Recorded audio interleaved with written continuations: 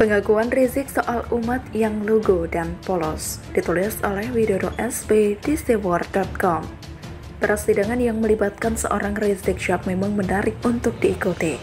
Bagi sebagian orang, cerita seputar persidangan Rizik mungkin malah dirasa tidak kalah serunya dibandingkan dengan kelanjutan sinetron Ikatan Cinta yang lagi ngetren di RCTI itu.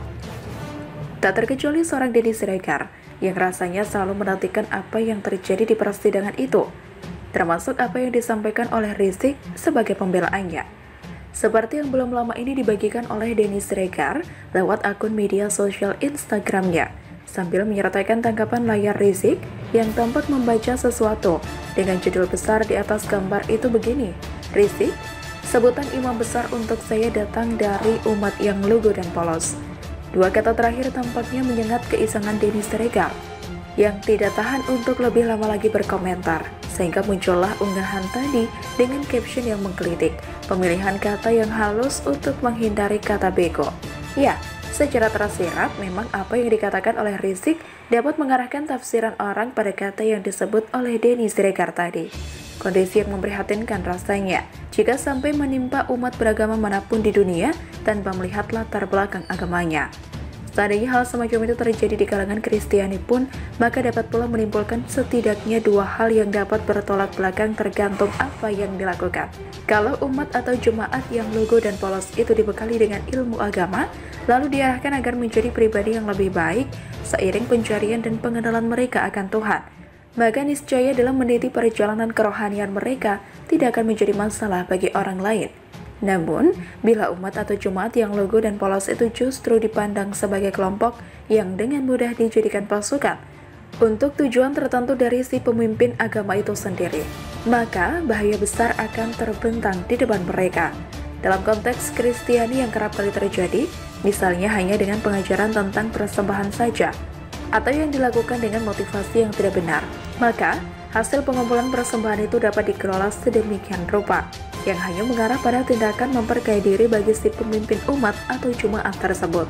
Jika dikaitkan dengan umat Islam yang menjadi agama mayoritas di negeri ini, maka pengakuan Rizik seharusnya membangunkan para lembaga keagamaan di negara ini, juga para pendakwa, ustadz, maupun para kiai dan habaib, mengenai PR besar yang kudu dituntaskan bersama.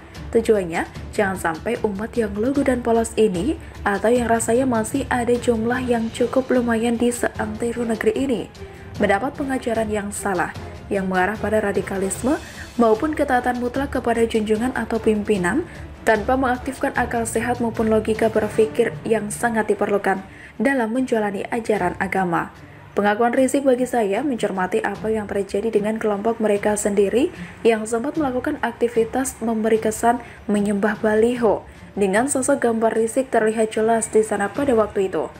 Juga menunjukkan bahwa selama ini dirinya lah yang justru memberi pengaruh buruk dengan memanfaatkan keluguan dan kepolosan orang-orang yang kini sudah terlalu memiliki pemahaman tertentu dari sekian banyak pengajaran yang sempat Rizik sampaikan.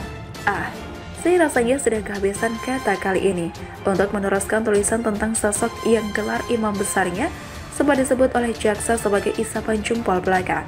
Kita ikuti saja bersama bagaimana persidangan demi persidangan yang masih akan ditempuh Rizik selama beberapa waktu ke depan, yang tentu akan menguras tenaga, emosi, dan mengerus sisi psikologi dari seorang Rizik.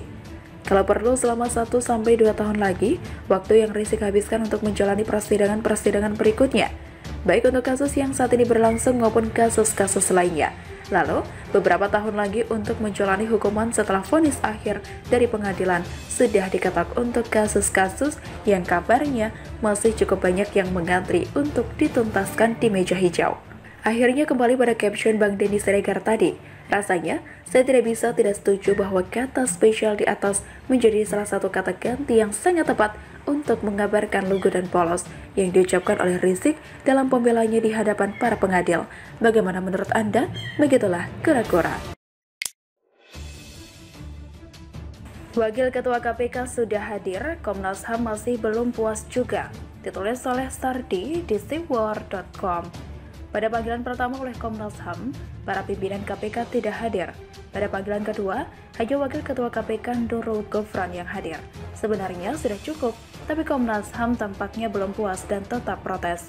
Komnas HAM sangat menyayangkan 4 pimpinan KPK lainnya tidak hadir dalam pemeriksaan terkait polemik das TWK.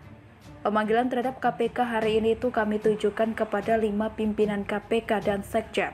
Tetapi yang datang adalah Nurul Gufron yang sejak awal bilang bahwa dia mewakili pimpinan yang lain karena sifatnya kolektif kolegial, kata Anam di kantornya.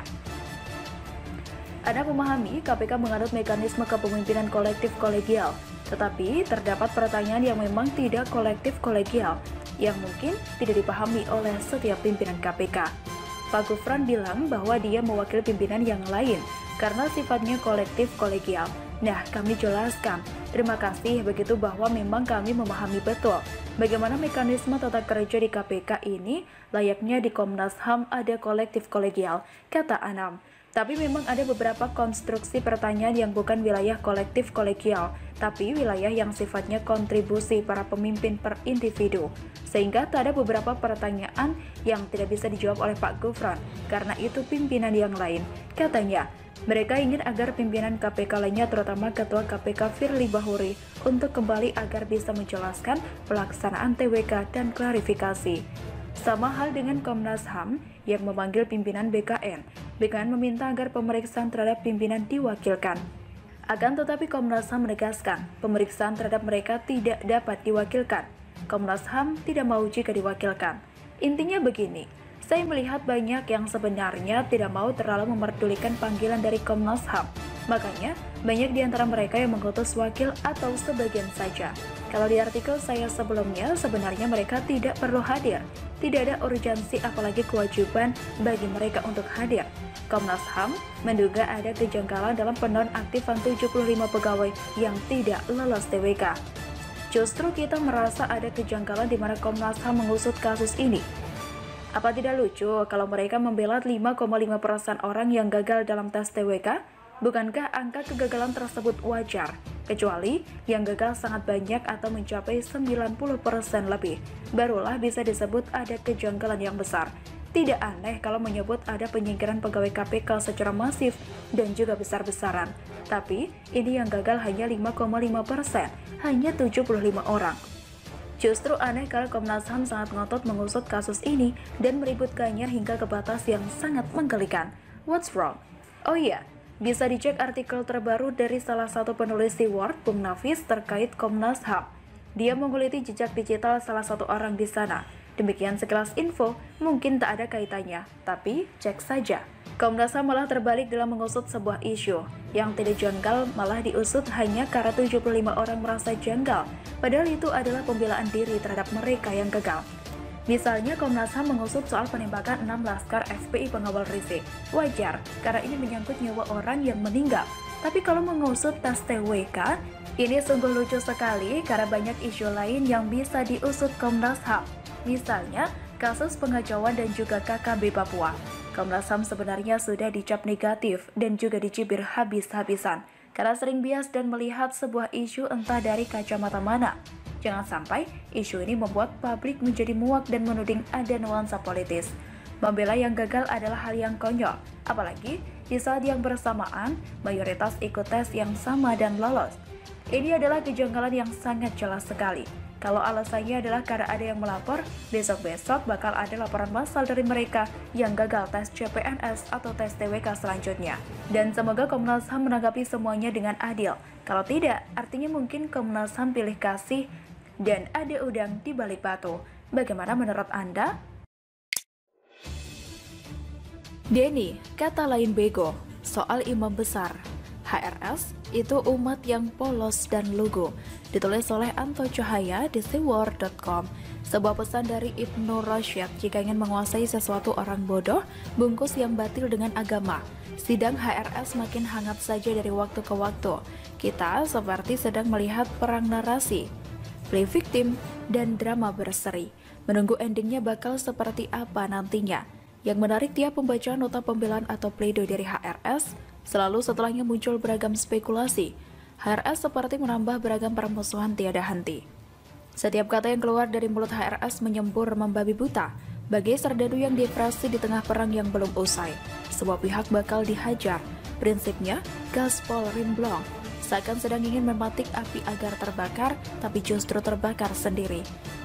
Jika saja pihak-pihak yang diserang HRS mau melaporkan serangan HRS ke kepolisian tersebut, sudah pasti makin menambah buruk kondisi HRS. Sinetron sidangnya kian panjang saja.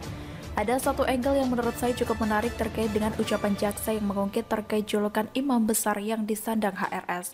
Memang, sejak semula julukan HRS ini tidak lazim di tanah air. Terlihat absurd seolah sedang berada di kawasan Timur Tengah saja. Ketika dikonfirmasi masalah itu ke Majelis Ulama Indonesia atau MUI, oleh MUI dikatakan bahwa julukan itu hanya di dalam organisasi saja. Artinya, MUI seperti hendak mengatakan julukan imam besar HRS tidak untuk umat Islam pada umumnya. Akan tetapi sepertinya tidak terima ketika jaksa mengatakan julukan imam besar hanyalah isapan jempol semata. Bahkan, HRS berusaha memprovokasi pengikutnya tersebut. Berikut dapat kita baca cara HRS mempengaruhi audiens maupun pengikutnya di bawah ini. Saya sesalkan replik JPU dibuka dengan masalah yang sepele tapi tidak sepele tersebut. Sehingga seluruh replik JPU diisi dan dipenuhi dengan gelora emosi dari persoalan sepele tapi tidak sepele tersebut, kata Rizik saat bacakan duplik. Hal itu menyusul perkataan jaksa yang menyebut dalam pembukaan replik di halaman 2, jika status Rizik yang didengung-dengungkan sebagai seorang imam besar hanyalah isapan jempol belaka yang sengaja dipanaskan di kalangan masyarakat. Kemudian kalimat pembuka tersebut entah oleh siapa dan dengan maksud apa, difoto dari replik JPU dan disebarluaskan via medsos ke para pejabat tinggi negara, serta juga tokoh nasional, hingga akhirnya viral dan sampai ke umat Islam di mana-mana, ujarnya. Pasalnya, kata Rizik, terkait sebutan imam besar yang disematkan kepada dirinya pun datang dari masyarakat bukan dirinya sendiri, sehingga dia khawatir apa yang dikatakan jaksa dapat mengundang kemarahan masyarakat. Sebutan imam besar untuk saya datang dari umat Islam yang lugu dan polos, serta tulus di berbagai daerah di Indonesia. Saya pun berpendapat bahwa sebutan ini untuk saya agak berlebihan. Namun saya memahami bahwa ini adalah ramsul mahabbah, yaitu tanda cinta dari mereka terhadap orang yang mereka cintai, kata Rizik. Karenanya hinaan JPU terhadap istilah imam besar bukanlah hinaan JPU terhadap diri saya, sehingga saya tidak akan pernah merasa terhina atau merasa tersinggung apalagi marah. Akan tetapi saya khawatir hinaan tersebut akan diartikan oleh umat Islam Indonesia sebagai hinaan terhadap cinta dan kasih sayang mereka. Tambahnya, HRS mengatakan yang menjuluki dirinya imam besar datang dari umat yang polos dan lugu. Lain halnya dengan pegiat media sosial Denny Siregar, pemilihan kata yang halus pengganti bego, kata Denny di akun Instagramnya. Jika dikaji secara lebih mendalam, barangkali ada benarnya. Polos dan lugu itu juga mendapat informasi yang tepat jatuhnya bego. Bahkan tidak hanya bego, tapi bahlul sundul langit. Mengingat ulama-ulama besar di negara kita ini ada ribuan ulama. Bahkan yang memiliki organisasi hingga puluhan juta pengikut saja tidak silau dengan julukan semacam itu. Dan yang terdengar makin absurd adalah pernyataan HRS yang mengatakan kalau julukan itu bagi dia berlebihan. Sudah tahu berlebihan lalu mengapa tidak melarangnya, tapi justru menikmatinya dengan alasan rasa kasih sayang. Atau dengan kata lain adalah HRS seperti memanfaatkan umat yang polos dan lugu atau bego untuk kepentingan dirinya dan juga kelompoknya. Jadi tidak heran jika banyak pihak menjual agama demi jalan meraih kepentingan dan sebagai jalan sebuah kekuasaan, seperti kalimat pembuka pada paragraf awal.